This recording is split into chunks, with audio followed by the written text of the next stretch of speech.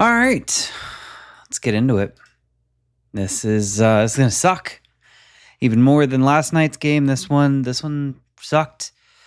Okay, where to start? The San Diego Padres have lost yet again to the Los Angeles Dodgers. I believe that puts them a full game behind the Dodgers in the NL West. They were a game ahead of the Dodgers in the NL West to start the series yesterday.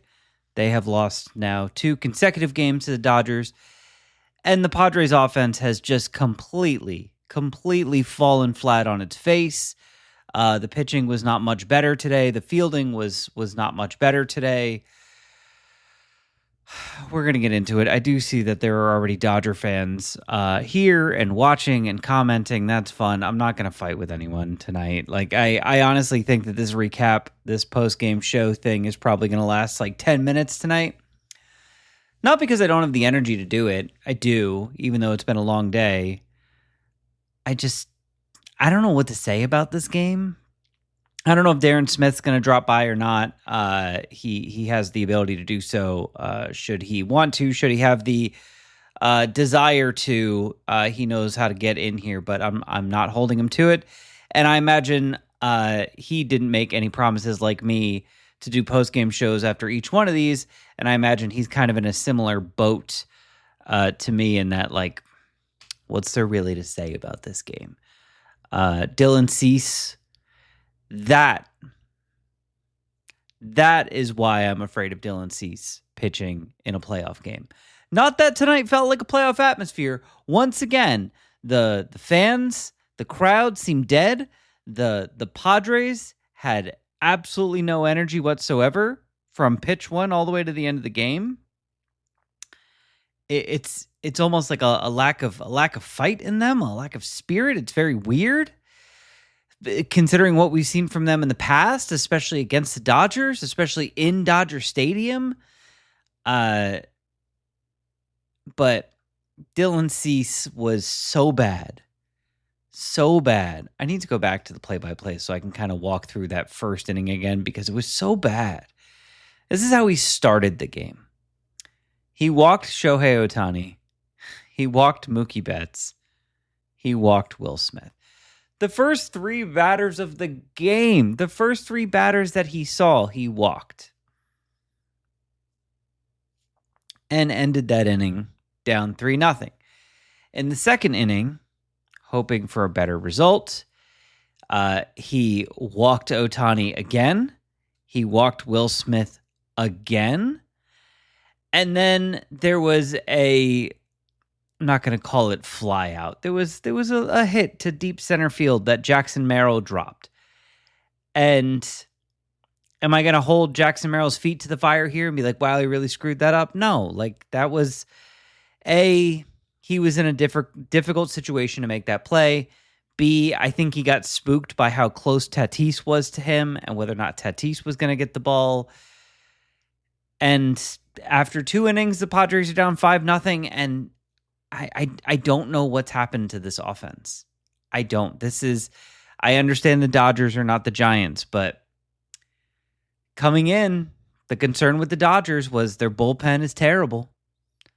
And their bullpen is having absolutely no problem shutting down the San Diego Padres for the last few innings of last night's game, last 3 innings of last night's game, and the last 3 innings of tonight's game. No runs. I think the Padres did score a run against the bullpen last night, but it wasn't nearly enough, and it doesn't look like the Dodgers bullpen is terrible. It looks like the Padres offense has somehow climbed back into whatever shell it was in a few weeks ago, if not over a month ago.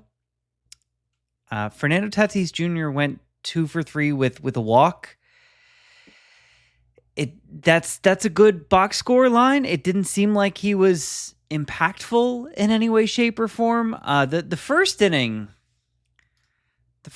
was just like a bad sign for what was to come, or maybe it was just a harbinger of doom. But Fernando Tatis Jr. hits a single and then gets caught stealing second base. And I asked Darren the other day, we talked about this the other day, about Fernando Tatis Jr.'s not nearly stealing as many bases as he was before. And when he was, he keeps getting caught. He got caught stealing. Why? I don't know. Like, maybe he was a late jump. Maybe he was slow. That's not something that I think I would be able to tell just by looking at it. But he gets caught stealing. That's how you start the game. Single, caught stealing. Fine. Arise hits a ground rule double. Machado reaches on an infield single. And then Machado gets caught stealing second. And then later, I think it was in the second inning, Xander Bogaerts gets caught stealing second. So Will Smith, in the first 2 innings, shuts down 3 guys, turns 3 guys that would be in scoring position into outs. Was it too aggressive on the base pass? I don't know. Maybe. In retrospect, it looks like it, but if it had worked, we'd be calling Mike Schilt a genius, right? So, I don't know. It just seemed like one of those games, kind of like last night, where if Luis Arraez had a better hitting game, if Manny Machado had a better hitting game, if Xander Bogaerts had a better hitting game, if Jackson Merrill had a better hitting game, things would have gone better for the Padres offense. Once again, Ryan O'Hearn almost can't get into this lineup. He did finally get in, I think, in the 8th inning today. It was the 9th inning yesterday, but once again, Jose Iglesias as this team's DH, the guy who was signed to be the utility infielder, known for his good glove, is just the team's DH every time they face a left-handed pitcher. I'm utterly frustrated by that. And then Freddie Fermin, I know yesterday I said I was concerned that after he ran chest first into that barrier trying to catch that pop fly, I was worried he was going to miss this game. He didn't miss this game. He played this entire game. But you know what? His at-bats were pretty bad. He was out on the first pitch, and at least 2 of them, they were just kind of non-competitive at-bats. Manny was just kind of nowhere near the ball on some of these swings. I don't know. I don't know what the heck is going on. You know, Buddy Black would just say, hey, man, that's baseball. That stuff happens. And I guess in some ways he's right. Neil asked, is O'Hearn that bad against lefties? You know what? Let's look it up, because I know I've looked this up before, and I'm pretty sure the answer is yes, but I haven't looked it up recently. Let's just go to this year. Ryan O'Hearn this year. Against right-handed pitching, he's got an OPS of 831. Against left-handed pitching, he's got an OPS of 777. No, that's not that bad. The thing is, I think Iglesias actually does hit lefties really well. I think this is one of those things where like the stats say something different than the eye test. Let's see, against left-handed pitching, Iglesias, OPS is 764. I mean, that's good, but that's lower than O'Hearn's OPS against left-handed pitching. I don't understand why Ryan O'Hearn can't get in this lineup. Made sense for a second. Doesn't anymore. Darren's busy cooking dinner. We'll see if he shows up or not. So yeah, I don't understand what's going on with the Ryan O'Hearn situation. Freddie Fermin, to me, I don't know. Maybe it was just an off game. Jake Cronenworth looked really bad. It's a team that, for whatever reason, they just can't hit left-handed pitching. They can't do it. And this is a team that for years, because of Tatis and Machado, could destroy left-handed pitching. The reason why Clayton Kershaw's record against the Padres the last 2 years has been so bad is because Tatis and Machado have punished that man. And yet they're throwing lefties out there, and Machado and Tatis look terrible, and Arraez looks overwhelmed, and Bogaerts, for some reason, just can't make good contact. Cronenworth is striking out all the time. Like, the Padres' Achilles heel right now, for better or worse, I'm assuming worse, but you got to have an Achilles heel somewhere. No one's perfect. Is that they just can't hit left-handed pitching. And unfortunately, the Dodgers were able to throw 2 very good left-handed starters at the Padres in the last 2 games. Do I think the Padres will hit better tomorrow in an afternoon game at Dodger Stadium against a right-handed pitcher? I do. I also think this is a little bit of a, prove yourself moment, prove yourself game, because these first two games, like I am probably going to chalk it up to they really struggle against left-handed pitching. And that's a problem, but that's not a problem you can necessarily do anything about right this second.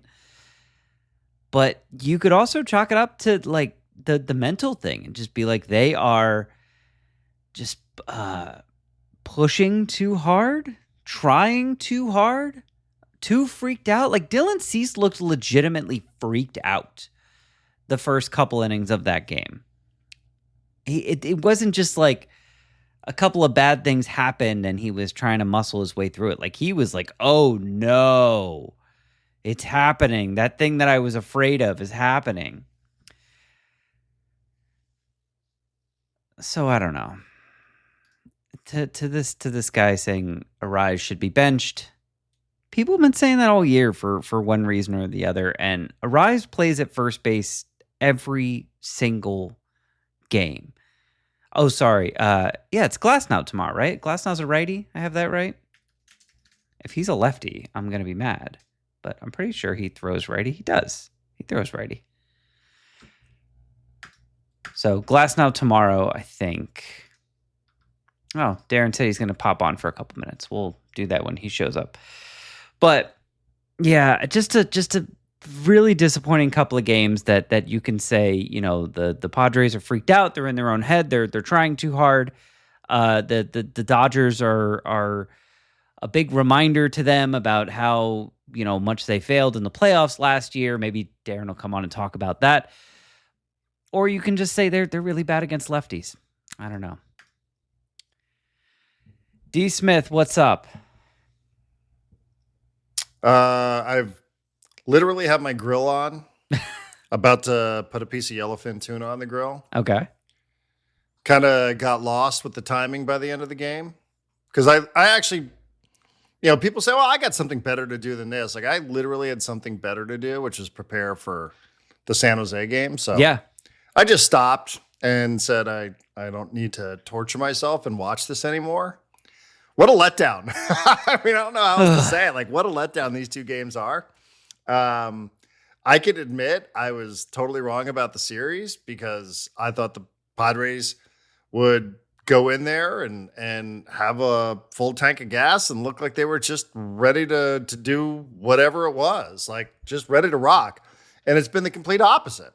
Just been the complete opposite. So I'm more than willing to give credit. This is a team that wins the division every single season. You want to give credit to crafty Clayton Kershaw and Blake Snell, who could figure some things out. And their defense throwing a couple of would-be base stealers out in the first inning of the game. That's fine, but just weird things. I've never seen, you know, yesterday, Manny Machado's defense. Today, Jackson Merrill. 2 runners thrown out in the first inning. Dylan Cease, who, you know, I know not everybody trusts, but he gave you more reasons not to trust him. Yeah, just a little bit of a very bizarro, cursed kind of couple of days at Dodger Stadium. So, hey, credit to them. Now they have the tiebreaker too. So, you know, this can't end in a tie. So anytime, even if the Padres win tomorrow, you go, oh, okay, well, they're tied in the NL West. You're not, because the Dodgers now do have that tiebreaker advantage due to the head-to-head. So, you know, what is that? 2 wins in 9 tries, is it? 2 and 7, I think. 2 and 8, something like that. So, you know, listen, very disappointing. Not the way I thought it was going to go. I can deal with losing, John, but I just can't deal with pissing down your leg and making a mess all over the field at Dodger Stadium. And that's what it's felt like to me. Yeah, right before you hopped on, I was saying, you know, if I was being charitable, if I was trying to be charitable, if I was AJ Cassavell and I was trying to put a makeup on a pig here, because I feel sometimes that's the job that they hand to him, I could make an argument that this is identifying an Achilles heel, that the Padres really struggle against left-handed pitching, and that this happened to look really bad because Kershaw and Snell in back-to-back games, and for whatever reason, Tatis has been really bad against lefties all year. We know Arise struggles against lefties. Merrill obviously not as good against lefties. So the first, 3 of the 4 first batters in your lineup are guys who are really going to struggle against left-handed hitting, and then Schilt just has no idea what to do with the DH spot when there's a lefty pitcher on the mound. You could be charitable and just say that they struggled because it's left-handed pitching, and we'll see a different team tomorrow in the afternoon against right-handed Tyler Glasnow. Do you buy that at all, or do you think this is just the mental, like they're holding on to everything too tight and freaking out? Well, I definitely think it's the latter. I haven't looked up the left-handed stuff. I don't know what their record is against left-handed pitching. I don't know what their splits are. I don't have that in front of me, so I wouldn't commit to that if I didn't take a quick peek at it. They've gone against back-to-back lefties, so it's something I think that should be pointed out tonight. But I haven't dug into that, so I'm not willing to commit to it. I think the thing that I've seen that's been most disappointing has just been the things that the Padres can control, to me, have been more disappointing than, I can accept that Clayton Kershaw kept the Padre hitters off balance. I can accept that. Yeah. Yeah, again, I still watched it, and I'm sure some of those guys went back going, what was that? Like, how did we not do better? But, I'm just more disappointed with the way the Padres have come into the series. They just have looked really lifeless. It just, it just hasn't looked like the team that we saw when it left San Francisco. So maybe that off day didn't come at the right time. Maybe, yeah. It just hasn't seemed like the same group that we saw when they were running over the San Francisco Giants. It just doesn't even resemble the same group, does it? It doesn't look like it. And I'm not just saying performance. Buddy Black always used to point this out. He'd be like, yeah, like when you get shut out, of course you're going to say it's a low energy kind of game. But like they just don't resemble the team that we saw that left San Francisco and enjoyed an off day in first place. So I don't know what happened to that group. I know there's 162 of these, but these games against the Dodgers do matter more, right? And they should feel like they matter more. And for some reason they kind of don't. And to answer the Buddy Black question there, that wasn't a real question, was like, I think what has been really jarring to me the last 2 days is not necessarily the lack of offensive performance or the really bad at bats, or even the fact that Dylan Cease came out and was just like way too mindfucked to be a decent pitcher. Like I almost expected that. The guys don't even look frustrated. Like it would be one thing if after a bad at bat, someone's going back to the dugout and smashing I'm not saying like go smash your equipment performatively, but like they're just like, wow, good pitch. Like Manny was going up against whoever the lefty is. It's not Vesia. He pitched last night. I have this in front of me. Bonda. And Manny gets a low and inside slider. And you see he does that thing where Manny's like, wow, that was a good pitch. Like, good pitch.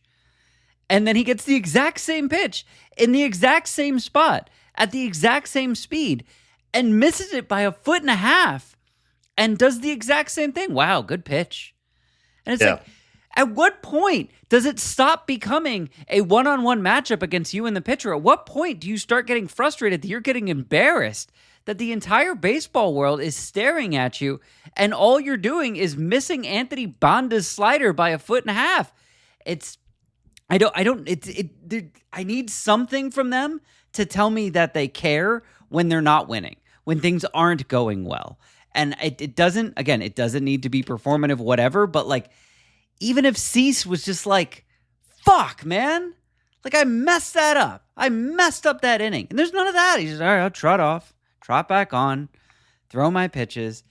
And this is the thing where people say stupid things, and I'm trying really hard not to.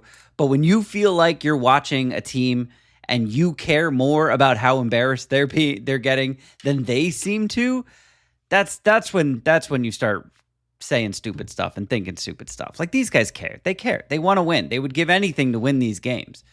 I'm happy you're here, and I just want you for like 2 more minutes, and then I'm going to get out of here, and you can go make your fish. You said at the very beginning of the season, you're very interested to see how the Padres bounce back from the Dodgers in the back of their head. What was the Manny quote? The like, we have to prove something. What was that? Do you remember that quote? The one that they run on television all the time? I think so. Yeah, something like that. Like, how could we forget? They're all reading scripts, right? How could we forget? It brought us closer together. But like, do you think that the playoff series from last year and all those innings in a row where they just got embarrassed by this pitching staff is like living in the back of their head a little bit? It didn't seem like it was a couple months ago, but it feels like it is now for whatever reason. Well, a couple months ago, it didn't really matter, though, did it? Because it wasn't you for could first say place. It matters and they all matter and all that sort of stuff, and it's the Dodgers and you should always be up for it. But, this was billed as a competition for first place, which really wasn't how either of the two previous series were billed. So, the fact that the stakes felt a lot higher in this series, didn't they? I think they did. And it wasn't just a regular series where you're throwing baseballs at one another and you can get in a fight and all that sort of stuff. It does feel like it had a little bit more juice to this series, doesn't it? I think it did. So, there's a reason why we're doing post-game shows. We didn't do this for the previous series. There's a reason why 97.3 had a watch party tonight. There's a reason why Jim Russell's sitting there on YouTube all night tonight, right? So everybody acted differently based on this series than they did any of the other previous series. So let's not pretend like it's just another one. Yeah. Nobody's behavior suggests that. So, again, flagship radio station, watch party, you and I are doing post-game shows. Jim Russell, sat there, poor guy, had to do some sort of YouTube watch thing. I don't know what was going on there, but it felt, you're like, yeah, okay, like this is a real opportunity to make a statement. Those guys are reeling. The Padres went all in at the trade deadline. Look at their record since July 31st, right? Like all of these things were real. So, the previous couple of series now, we weren't 40 games to go in the regular season. Yeah. We're really kind of late. We're late into this, and there's another game tomorrow, and there's another 3 coming up next week. But, these feel like the ones that are really the ones that are going to be the most impactful. It feels like we're in the late innings of this thing. Speaking about the season. So, do I think so? Yeah. Like I'd be walking out of that building tonight being like, man, what the fuck? Like what do we have to do? Is it just one of those, well, if we get to see him in the postseason, I went into the weekend sitting there on Friday at Bottle Rocket thinking, I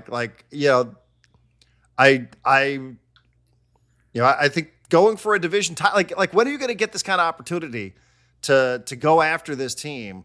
And to really make a statement for a division title, which I will contend again, and I will remain of the opinion that it matters.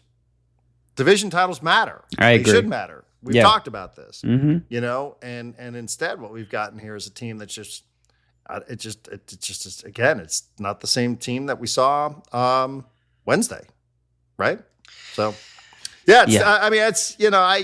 I do think there is a little bit of that. I do think that maybe like we talked about last night with O'Hearn and the pinch hitting thing and the bunting thing. Like the bunting thing just like it still is bothering me.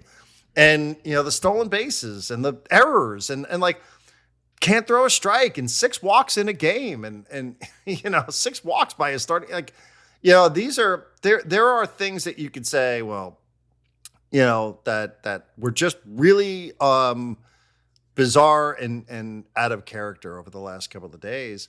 And the only thing you can think of is, that this was a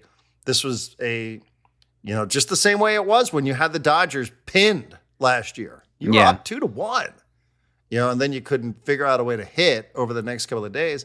Well, now you're ahead in first place in the NL West, and it does not look like the same team that we've seen. I grant you could go have a bad series against the Colorado Rockies. Right. It might be one of the worst teams in all of baseball. But there's going to be more of an emphasis and there's going to be more of a bright light put on a series like this because of the circumstances. And I'm not going to blame anybody for thinking, well, this isn't just circumstantial and, these sort of things happen. And what are you going to do? It does very much feel to me like, this is like, these are ghosts now that are somewhat impacted. I mean, come on, man, what's going on with that Jackson Merrill thing? Everybody loves Jackson. Nobody's going to sit here and crucify the poor guy, but when have you ever seen that? The play with Manny yesterday when things are going well, In San Francisco, Manny makes that play. Yeah. There's no doubt about that, So, you roll the dice when you're the manager, you do certain things, you try to steal bases, you're safe. This series, though, like it's just, it's all coming up Dodgers, and everybody sat around and we all wasted a whole bunch of time being like, oh, what's Dave Roberts going to do? Turns out he doesn't have to do anything. I will say the Dylan Hernandez tweet that, I know that I sent you and I posted on the Discord channel. Instead of improving their team at the deadline, the Dodgers decided to count on the Padres self-destructing again. The plan is working. I can't argue that, Now they have an opportunity tomorrow with Darvish. And, I love watching Darvish.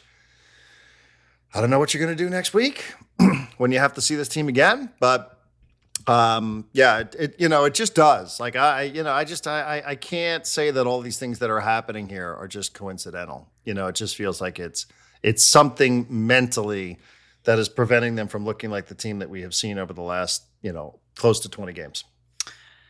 Yeah. And by the way, to the point that I was making earlier, everything you said is true. But to the point that I was making earlier, which I do think is a good point, even though like I was looking up their stats against lefties are not that different than their stats against righties. Like overall, their OPS against left-handed pitching is 687. Their OPS against right-handed pitching is 712. It's not a huge difference. But the guys who were supposed to really hammer that left-handed pitching are Tatis, Machado, Bogarts, and whoever your DH is. I looked this up before you came on because I was getting frustrated because once again, Ryan O'Hearn can't get in the lineup until the lefty. Just another Hail Mary at the end of the game. until the lefty comes out of the game, and then he comes in for Iglesias. And you know what, Darren? Ryan O'Hearn this year has a higher OPS against left-handed pitching than Jose Iglesias. There's almost no reason, no argument you can make that the right-handed Jose Iglesias should be taking these at-bats as a DH. And really, if that's your answer to a left-handed pitcher, putting Jose Iglesias in the lineup, then he's one of those guys, along with Tatis and Machado and Bogarts, that has to hammer the left-handed pitching. And he's not doing it because that's not who he is. That's not what he does, despite the one home run he hit like last week in San Francisco.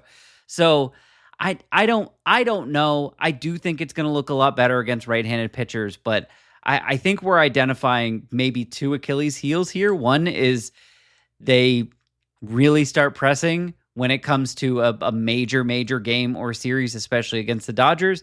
And B, they really struggle against left-handed pitching right now. And part of that is because Tatis. Tatis just doesn't have the ability to like punish them the way he used to. Yeah, I mean, the margins, when you're facing a team like this, the margins are smaller. And you can't afford to run yourself out of innings. You can't afford to just give them runs. You can't afford to give them extra outs. Those are the hallmarks of teams. Even when you're facing guys who you think, well, he could be got here. When you're facing a group like that, you can't give things away. Yeah. And again, I'm more than comfortable saying that I think, the Dodgers at 70-53, having won all these division titles over the last decade and a half, I'm certainly not suggesting to you that they are doing it with smoke and mirrors, but the Padres are complicit in this. And that's been the most frustrating thing about the series. I can handle losing like a man. Everybody can. But don't give it away. When you're just giving these things away, you're just giving out extra outs and you're just giving them extra outs, it's not going to work against this team. Just not going to do it. So, it's going to happen, especially when it's in the back of everybody's minds. That Dylan Hernandez thing, by the way, Dylan is a really snarky asshole. I say that as a friend of his. Yeah. But like he could be a really snarky asshole, but there is a little bit of truth to that there is that thought. There is that thought. Like there is that, and Dylan's around the Dodgers, and I'm sure the Dodgers were probably going, they'd never say anything like this publicly, but they're probably sitting around going, they'll probably just figure out a way to give it to us. What's funny about that? That's the real problem. Like it's so cliche, and I got to go because I can smell my grill. But, okay. You have got to, in boxing, you have got to beat the champ. You have to knock the champ out. Yeah, you can't win on a technicality. No, you're not going to win on points. It just doesn't work. And it's the same thing with these guys. You just can't think like, well, like you got to take it. Like I don't know. I think everything about their demeanor is just really stunk over the last couple of days, and hopefully it changes tomorrow. Yeah, it has to. Hell, man, throw at someone, do something. I don't care. All right, Darren, go cook your fish. Thank you, man.